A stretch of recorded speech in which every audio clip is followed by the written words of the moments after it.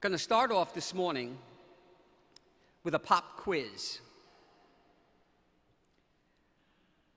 How many of you can tell me what is 1/2 of 8? How many of you think it's 4? Please raise your hands. Very good. You're wrong. Thinking of 4 is conventional thinking. Today there's an expression that's bandied around called thinking outside the box. Think outside the box when you think of what 1/2 of 8 might be. If you take an 8 and you cut it in half horizontally, you have 2 zeros. If you take an 8, cut it in half vertically, you have 2 3s. What is 1/2 of 8? Very good. Jesus, in today's gospel, is asking first Philip and then us to think outside the box. This story, the feeding of the 5,000, was a very important story for the early church. So important that it is the only miracle story of Jesus that is included in all 4 Gospels. In fact, it is so important it is included 6 times in the 4 Gospels. Twice in Matthew and Mark, once in Luke and John. Very important story. A lot to this story.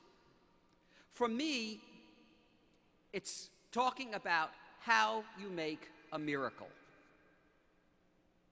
Here Jesus is in the desert. 5,000 people surrounding him. Or depending on what version you read, in some versions it's 5,000 men, not counting women and children. So there could be 10,000 people out there, 12,000 people. They're hungry. They need something to eat. Jesus suggests that they be fed. And the answer to Jesus' suggestion is always the same, and it would probably be our suggestion too. Okay, Jesus, they need to be fed, send them away. McDonald's is down the block, Wendy's is down the other way, Burger King straight ahead. Send them someplace to go buy something to eat. And Jesus' answer was always the same. No, you go feed them. He says that to Philip, go feed them. And the answer again is always the same, and it would be our answer too. Are you crazy? Where are we going to get enough money and enough stuff to feed 5,000 people?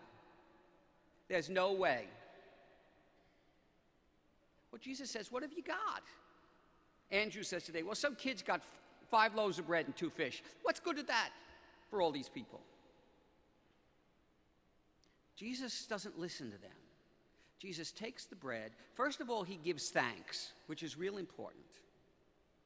Gives thanks to God and probably to the kid for donating the bread and the fish. Asks God's blessing upon it, and then just simply begins to use it. And 5,000 people got fed. How they got fed, nobody knows. If you got a lot of time on your hands, I could spend a couple of hours explaining to you all the different theories about how this miracle happened. Did Jesus just keep breaking bread and it kept multiplying? Did other people join? Who knows? All we know is that 5,000 people got fed. Why? Because Jesus was willing to work with what he had,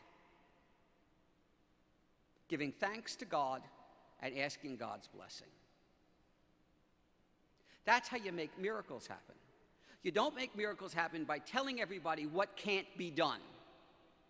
Because God knows, and we know, all the stuff that can't be done.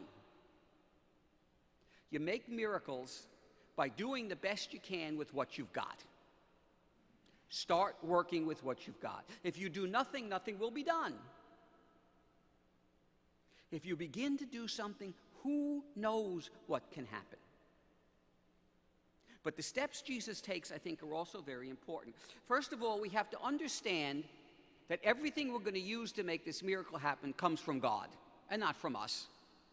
Comes from God. And we need to give thanks to God for all of those gifts, whatever they may be, however humble they may be. We need to give thanks to God for that. And thanks to others if they happen to donate some of those gifts that we are using. We have to ask God's blessing upon it, because working miracles is not just for us. Working miracles is us and God together. It's very rare that God works a miracle all on his own. It's usually because somebody has asked him, somebody has interceded, somebody has been the conduit, the source of the miracle. It's us and God working together to make these miracles happen. And one of the most important ways is the third thing that Jesus did. Take whatever we have, no matter how humble it is, and begin to use it. Start breaking it up. Start giving it away. If we wait for it to be enough, it will never be there. I have worked with so many committees who are entrusted with a task and spend months and months and sometimes years studying the task, learning about the task, learning all the skills they need, fundraising everything they need to fundraise, getting all the volunteers involved. 3 years later, the committee is still meeting, they're still talking, and nothing has been done.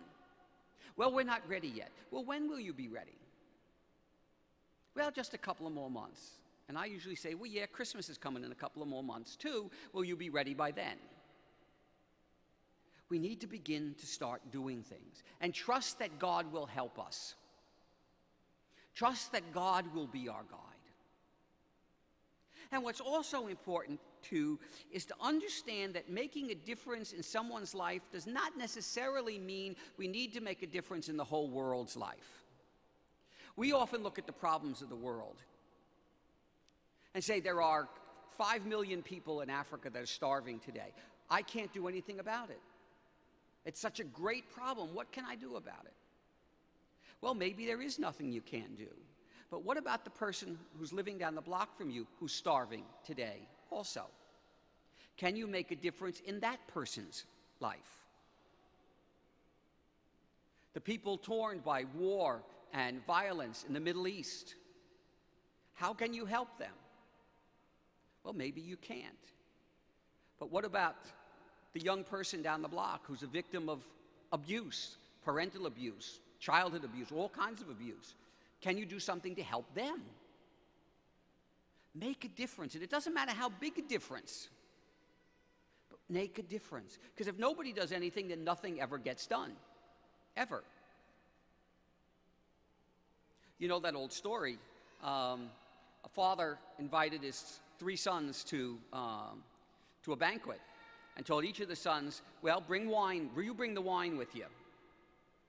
And the first son said, well, gee, I don't have any wine. I'm just going to bring some water, put a little food coloring in it, and they won't know the difference. So we'll just pause. And the others will bring wine, too, and it'll just be a little more diluted, and nobody will know the difference.